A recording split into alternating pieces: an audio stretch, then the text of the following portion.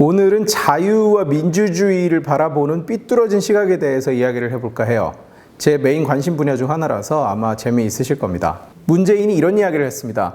표현의 자유와 관용이 민주주의를 파괴하거나 침해하는 주장이나 행동에까지 용납될 수는 없다. 그러니까 자유가 민주주의를 침해해서는 안 된다는 얘기예요. 오늘은 문재인의 발언으로 시작을 하지만 문재인을 욕하기 위해서 꺼낸 이야기는 아니에요. 물론 욕을 할 거지만 그게 목적은 아니에요. 우리 사회에는 자유와 민주주의, 그리고 민주주의와 자유의 관계에 대해서 착각하는 사람들이 너무 많습니다. 민주주의라는 것이 비교적 급속히 도입이 되다 보니까 그를 둘러싼 이론이나 개념 정립이 되지 않은 면이 분명히 있죠. 그 개념을 바로잡기 위해서 오늘 이야기를 시작하는 겁니다. 한국에는 유독 이 민주주의라는 단어에 목숨을 거는 사람들이 있어요. 세상 모든 영역에서 민주화를 강조해요. 심지어 기업도 민주화를 시키자고 하고 경제 자체도 민주화를 시키자고 합니다. 이들은 민주주의가 우리 모두가 지향해야 할 어떤 궁극적 목표이자 인류의 지상가치라고 가르쳐요. 결론부터 말하자면 아닙니다. 민주주의는 인류의 지상가치가 아니고 인류의 지상가치가 되어서도 안 돼요.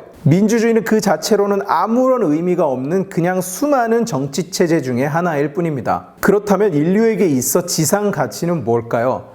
네, 자유죠. 그리고 민주주의의 가치는 그 자유를 지키고 보장하는 수단으로서 존재할 때 생기는 겁니다. 현대 정치체제 중에 민주주의가 다른 체제에 비해서 가장 발전된 형태로 받아들여지는 이유는 민주주의가 개인의 자유를 지키는데 가장 효율적인 체제이기 때문에 그래요. 민주주의를 통해서 개인의 자유를 지킬 수 있기 때문에 가치를 가지는 것이지, 민주주의라는 그 자체로는 아무런 가치가 없을 뿐더러 민주주의의 이름으로 자유를 억압하기 시작하는 순간 민주주의는 인류에게 있어 가치가 아니라 자유의 적이자 또 다른 압제 수단이 될 뿐이에요. 한국에서 가장 가까운 민주주의 국가가 어딜까요? 일본? 아닙니다. 더 가까운 나라가 있어요. 조선민주주의 인민공화국이에요. 이 집단은 민주주의를 너무나 사랑한 나머지 스스로가 민주주의 체제를 갖췄다는 걸 주변에 알리기 위해서 나라 이름에까지 민주주의를 넣었어요. 이 집단도 주민들에게 투표권이 있고 중요한 결정은 다 투표로 합니다. 쿠바도 마찬가지예요. 쿠바도 북괴처럼 공산당 일당 체제인데 총선도 하고 의회도 있고 민주주의의 틀을 다 갖추고 있습니다. 그러나 세계에서 쿠바나 북괴를 민주주의 국가라고 여기는 사람은 적어도 정상적인 사람들 중에는 단 한 명도 없죠. 민주주의의 기본 틀을 다 갖췄고 심지어 나라 이름에도 민주주의가 들어감에도 불구하고 세계 그 누구도 이 두 나라를 민주주의 국가로 보지 않는 이유는 자유가 없이는 민주주의라는 것은 아무런 뜻도 없는 단어이기 때문이에요. 오히려 자유에 대한 위협이죠. 반면에 다른 나라들 봅시다. 일본, 영국, 태국, 스웨덴, 스페인, 북유럽 대부분의 국가들이 입헌군주국이에요. 왕이 있다는 얘기죠. 모나코 같은 나라는 아예 왕이 총리를 임명을 해요. 그리고 사우디, 아랍에미리트, 카타르 같은 나라는 아예 전제군주국으로 분류됩니다. 그런데 이 중 그 어떤 나라에서도 쿠바나 북괴보다 개인의 자유가 억압받지 않아요. 이상하지 않아요? 민주주의가 정말 지상가치라면 민주화가 덜 된 이런 나라들보다 북괴가 더 발전된 정치체제를 가진 거잖아요. 자유가 없이는 민주주의라는 껍질을 아무리 씌워봐야 그 정치체제가 민주주의로서 기능을 하지 못합니다. 쿠바에서는 피델 카스트로가 50년 동안 당 비서를 하고 49년 동안 대통령을 했어요. 물론 민주적으로 선거가 계속 치러져 왔어요. 50년 당비서직을 내려놓으면서 동생 라울 카스트로를 단독 후보로 내세웁니다. 그리고 그 후 라울 카스트로가 약 10년 동안 쿠바를 통치해오고 있어요. 쿠바에서는 민주적 절차에 의해서 카스트로 형제를 국가 수반으로 선출했다고 주장해요. 북괴도 똑같이 주장하죠. 그러나 자유가 없는 민주적 절차라는 것은 그저 권력자에게 명분과 정당성을 부여하는 수단이자 쇼일 뿐인 거예요. 문재인 정부가 잘하는 짓이죠. 지들 이익대로 결정해놓고 국민의 뜻을 들먹이는 거. 왜 저들은 헌법에서 자유라는 단어를 지우자고 주장할 만큼 자유를 미워하면서도 민주주의는 그렇게 떠받드는 걸까요? 바로 그게 자신들의 정치 기반이기 때문입니다. 자유가 없는 민주주의가. 너무 중요한 단어라서 한 번 더 반복할게요.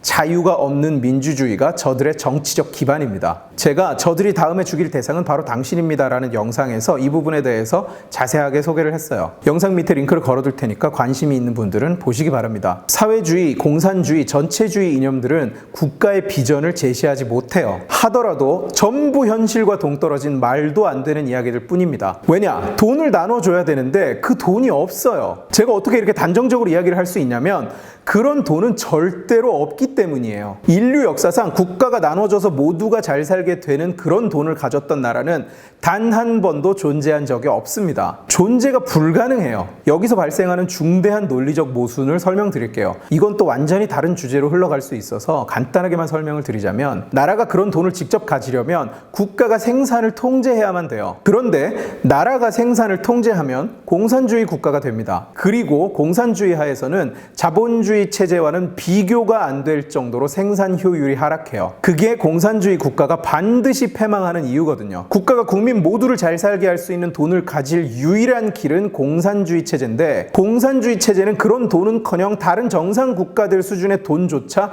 결코 만들어낼 수가 없어요. 인류 역사상 공산주의가 성공한 사례는 단 한 번도 없었고 앞으로도 절대로 없을 겁니다. 보이세요? 국가가 주도해서 국민 모두가 잘 사는 사회를 만들겠다는 아이디어는 아예 시작부터 논리적으로 불가능한 겁니다. 그러면 이들은 자기 주장을 위해 쓸 돈을 어디서 마련하느냐? 바로 이 대목에서 저들은 적을 설정해요. 저들을 약탈하면 우리가 배를 불릴 돈을 마련할 수 있다. 저들의 돈을 빼앗아 오면 우리가 더 큰 집에서 더 건강하게 살 수 있다. 말하자면 공산 전체주의 유토피아로 가는 길로 자본주의에 기생하는 방법을 택하는 거예요. 실제로 마르크스도 그랬습니다. 입으로는 공산주의를 주장하면서 실제로는 평생 기업에서 횡령한 돈으로 호의호식하면서 살았죠. 그리고 그들은 아직은 그 죽일 대상에 속하지 않은 멍청이들의 지지를 받아요. 그걸 이용해서 대통령도 되고 국회의원도 됩니다. 그런데 이 대목에서 개인의 자유라는 개념이 들어와 버리면 자기들의 주장은 아예 시작부터 말도 안 되는 헛소리가 되어버려요. 왜냐? 다 같이 잘 살자는 명분을 내세워서 누군가의 돈을 갈취하고 약탈해 와야 되는데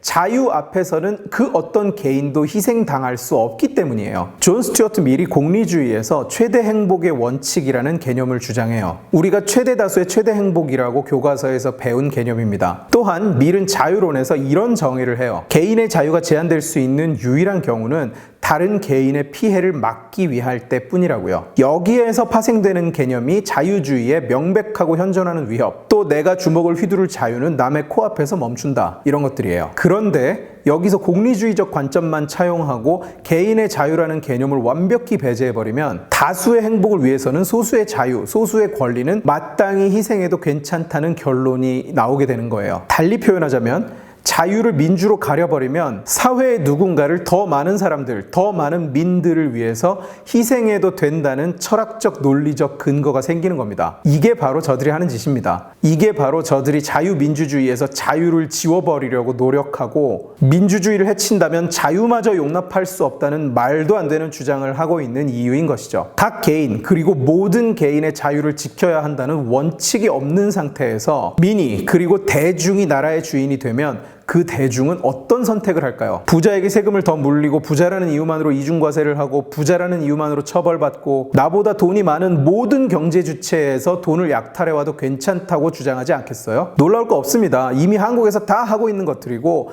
다 저들이 이미 주장하고 있는 것들이에요. 다수에 의한 의사결정이라는 개념 자체가 민중에 통제되지 않는 욕망을 담고 있는 거거든요. 그래서 마르크스는 민주주의는 사회주의로 가는 길일 뿐이라고 정의했습니다. 자유가 없이 민주주의는 그저 가치 없는 하나의 정치체제일 뿐 아니라 민의라는 이름으로 닥치는 대로 남의 자유와 권리를 해칠 수 있는 폭압의 명분이 될 뿐이에요. 민주주의를 해칠 자유가 허용될 수 없는 것이 아니라 자유를 해친다면 민주주의 그 자체도 용납될 수 없는 것이죠. 민주주의라는 이름조차 개인의 자유를 해할 명분이 될 수는 없다는 뜻이죠. 자유로운 개인이 모여서 자유로운 사회를 이루는 것입니다. 개인의 자유를 보장하지 못하면 그 사회는 결코 자유로워질 수 없습니다. 영화 스타워즈에서 공화국이 무너지고 악인인 의장이 의회의 절대적인 지지를 얻으면서 민주적으로 황제로 등극할 때 주인공 중에 하나인 아미달라 의원이 이런 유명한 대사를 남깁니다.